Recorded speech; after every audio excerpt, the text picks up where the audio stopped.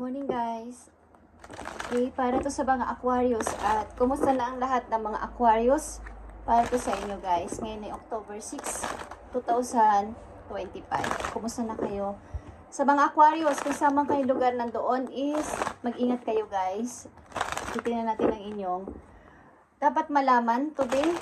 Simula sa araw na to, dapat ninyong malaman sa mga Aquarius na nandito sa reading. Mga dapat ninyong malaman, guys, nandito ang Hangman. Okay. Ilan sa inyo ay naka-stop? Okay. Something pause. Mag-iisip-isip muna ako. Lalarga na ba ako o dito muna ako sa sitwasyon ko ngayon? Okay? Kung bakit nyo to nararanasan o nararamdaman, titingnan natin. Mga dapat malaman ng mga Aquarius, andito ang Hangman at iniisip niyo kung kayo magpapatuloy o dyan na muna kayo sa inyong kinalalagyan na ngayon na sitwasyon. Hindi muna kayo magde-decide, hindi muna kayo magsasalita. Nakikiramdam kayo sa paligid. But alam nyo ang inyong sitwasyon. Alam nyo ang nangyayari. Alam niyo ang mga taong nakakasalamuhan ninyo. Kung ano man ang inyong sitwasyon sa ngayon is, meron kayong pagdadalawang isip. Kung mag-i-stay o aalis na o magdidesisyon na. At ano to, Aquarius? Yeah. The sun is here. Okay? Ito ay Leo energy. Iniisip niyo yung inyong happiness. Okay. Kumbaga, abot kamay ko na yung pangarap ko. Abot kamay ko na sana yung aking happiness. So, anong aking gagawin? Nandito ako nag-iisip at nag-iihintay.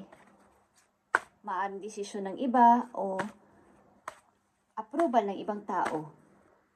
But hawak ko na yung aking ikakaligaya.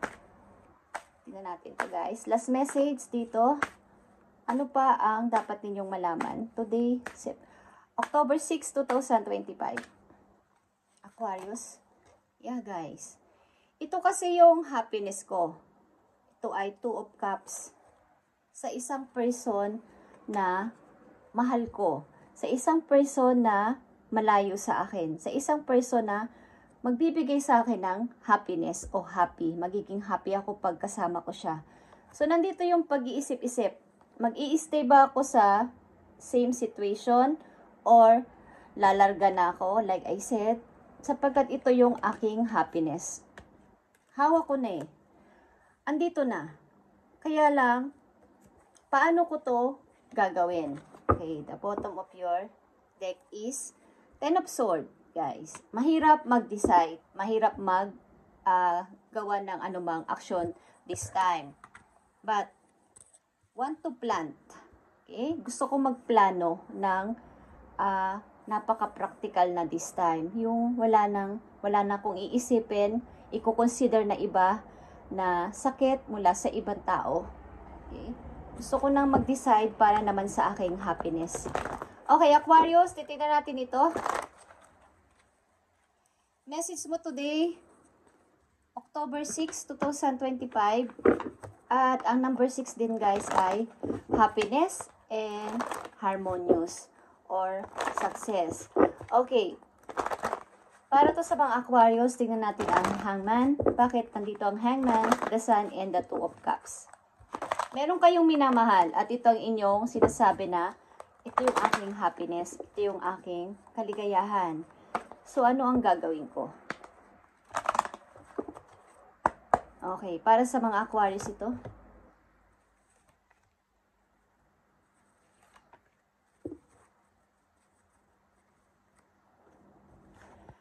The Hangman is here. Ito ay awakening.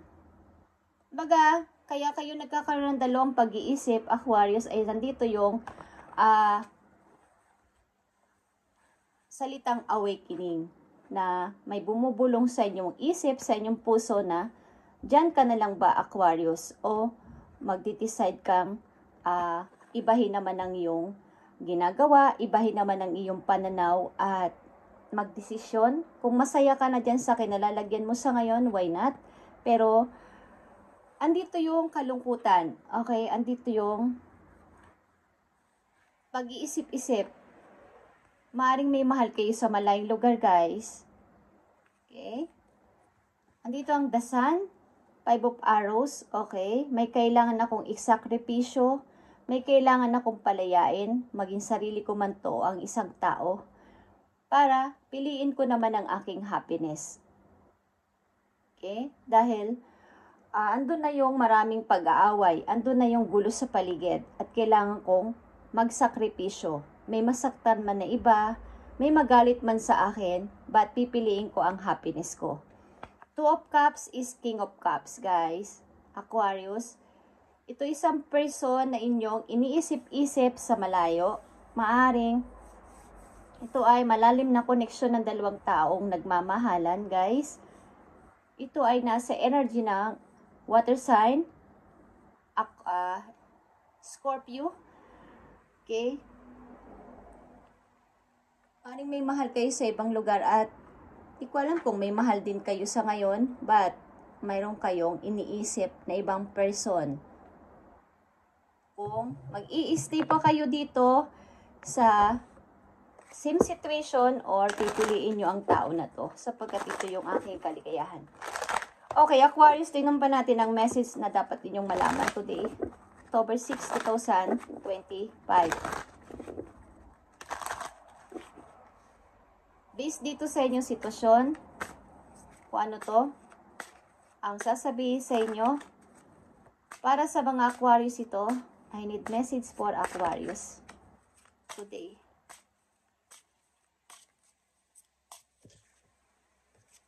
I need message for Aquarius today.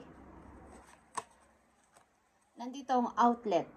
You have found the right way out. Okay. Umahanap mo na ang way para ikaw ay makalabas dyan sa sitwasyon mo. Kaya andito ang Hangman sa unang message for you is naghahanap ka ng lalabasan. Naghahanap ka ng way para ikaw ay maka-out doon sa iyong sitwasyon. At pipiliin mo ang iyong happiness. Okay? At andito din ang vision to eye sunrise and another galaxy. Think from another angle.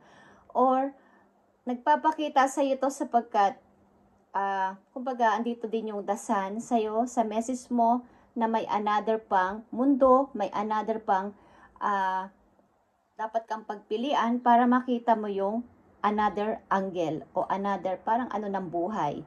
Okay, na mayroon pang happiness. Kung ang hinahanap ninyo ay happiness, mayroon pang way to out. Ito na yung right way out, guys. Okay, maaaring may hinihintay kayo. Message for Aquarius. Advice para sa mga Aquarius. I need message. Spirit angels from heaven. Para ito sa inyo, guys. Para ito sa mga Aquarius na bibigyan ng message today ayon dito sa kanilang sitwasyon. About ito sa pag-ibig. About ito sa isang tao na naghahangad lang ng happiness sa buhay. Naghahanap lang ng taong totoong magmamahal sa kanya. At maaaring napagod ang ilan sa inyo na yung biglaang pagdidesisyon at baka bigla na namang magka-mistake. Hindi ko alam kung kailan at paano ako makakalabas dito, but andito ang outlet. You have found the right way out. Para makita mo ang another, parang meron pa palang kaligayahan. Meron pa palang way para maging masaya. Example, yung mga tao na laging nasa loob ng bahay. Ang nakikita lang nila aware lang sila dun sa 4 na sulok ng kanilang bahay.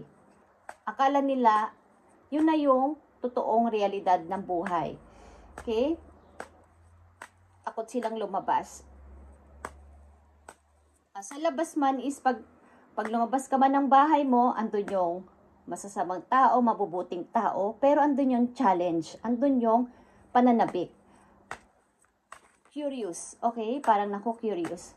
But pag nasa loob ka lang ng bahay, andun lang yung iyong isip, yun lang, sa loob lang ng bahay. Parang kala mo yun lang ang totoo. Yung pala, meron pang mga dapat. kang malaman pag lumabas ka ng bahay. Marami kang malalaman. Okay, yun ang example doon, Aquarius. At naghahanap ka ng daan, right way, para makaalis dito. Ano man tong iyong kinasasadlakan sa inyong kasalukuyang sitwasyon, ang ilan sa inyo, karamihan sa inyo dito ay kailangan lang ng happiness o gusto lang ng may makasama ang taong magpapasaya sa kanya o makakasama habang buhay. Advice for you, Aquarius. Okay, nakikita nyo ba ang freedom? Amen. Okay. Sinasabi sa inyo dito ang freedom. Ito ay horse. You must break out of any limitation that are holding you back. Katulad ng sinabi ko, nag-hold sa'yo na huwag kang umalis dyan, huwag kang magdesisyon, Aquarius. Kailangan mo magkaroon ng mahanap ang right way para makalabas dyan. Whether they are self-imposed or put on you by other people or society. Break free and run faster towards your dreams. Okay, huwag kang magpatalo. When you wake up ka ng iyong mga angels na Aquarius, time to wake up na. Huwag kang magpadala sa takot. Huwag kang magpadala sa mga sinasabi nila na hindi mo kaya. Okay? Parang ikinulong ka ng iyong sariling takot sa iyong na ito lang yung alam ko. Nilagyan mo ng limitasyon ng iyong sarili na sabi nila kasi ito lang yung kaya ko. Okay?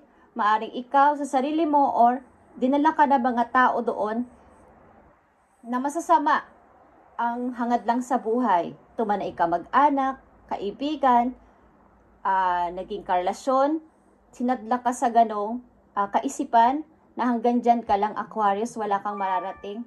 Pero this time, kaya nyo naririnig o nakita ang message na to ay pinaparating sa inyo na wake up, Aquarius, magkaroon ka ng freedom, katulad nitong message sa inyo ngayon na horse. Okay, ito ay freedom, kalayaan mo. Break free and run faster toward your dreams. Huwag mo tong palagpasin. Toward your dreams sapagkat nakikita mo tong King of Pentacles. Magkakaroon ka ng kasaganaan sa pera.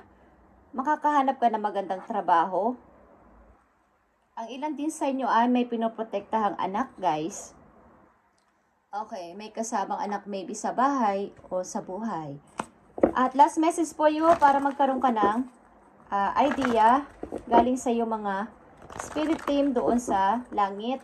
At itong message na to, itong card na to ay galing sa mga mahal niyo sa buhay, ancestors, mga kumanong na literal na gusto kayong bigyan ng message, guys. Okay, Aquarius. Tingnan natin. Message mo sa mga Aquarius na ganito ang sitwasyon at bigyan nyo sila ng advice o anuman ang magandang gusto nyo sabihin sa kanila o paalala man to o advice. Thank you. Para to sa mga Aquarius. Okay. Aquarius, andito ang vulnerability. Nakikita nyo ba yung gumagapang-gapang na yan sa inyong harapan? Para kayong nilalagyan ng, parang dinidisturb ang inyong kumbaga may pangarap ako, may gusto ako, pero may mga nagdi-disturb. This is confirmation that you are seeking to tread into the unknown, unfamiliar territory, where decisions are based more on intuition than rationality. Don't let fear hold you back or allow a misguided sense that feeling vulnerable is somehow a negative condition.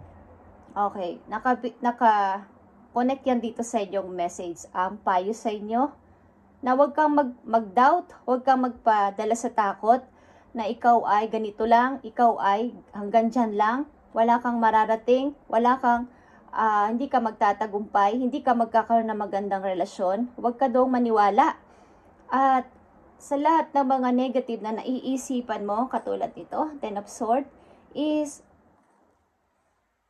dumadami ang mga negative bad energy na bumabalot sa iyong pagkatao, sa isip mo at nagkakaroon na ng stress, okay? Hindi pagkatulog, sleepless, at baka mauwi yan sa sobrang pag-iisip. Okay, guys? So, Kumbaga, huwag mong pilitin ang mga bagay na tapos na. Yung mga bagay na wala na, nasayang man yan o nagkamali ka man o hindi mo nagawa, is tama na yon. You have found the right way out dito, Aquarius, at nandito ang napakaraming message sa'yo. Freedom, break free and run faster toward your dreams, and don't let fear hold you back or allow a misguided sense that feeling vulnerable is somehow a negative condition. Yung mga pag-iisip ng negative kasi yun ang magiging outcome sa tao, Aquarius. So isipin mo lang at gawin ang tama this time at hanapin ang iyong happiness. Ngayon pakinggan mo muna ang iyong intuition, ang iyong sarili bago ang iba. Kahit na meron ka pang isakripisyo, kahit sabihin pang baka magalit si ganito o si ganyan, but ikaw yan. Sarili mo yan. At dapat ikaw ang masunod sa sarili mo at ikaw ang maghanap ng iyong happiness kaysa ibang tao ang magdikta sa'yo. Okay? Aquarius, ito ang iyong message today. Napakahalaga at napakagandang message. Thank you and God bless, Aquarius. At sana ikaw ay makapag-isip-isip na ginigising ka na yung mga angels na wake up. Wake up, Aquarius. Okay, open your heart to love again. I-open ang heart sa paglove sa ibang tao. Hindi lahat ng tao ay ganyan ang ugali. Hindi lahat ay sasaktan ka. Okay? Thank you and God bless, Aquarius.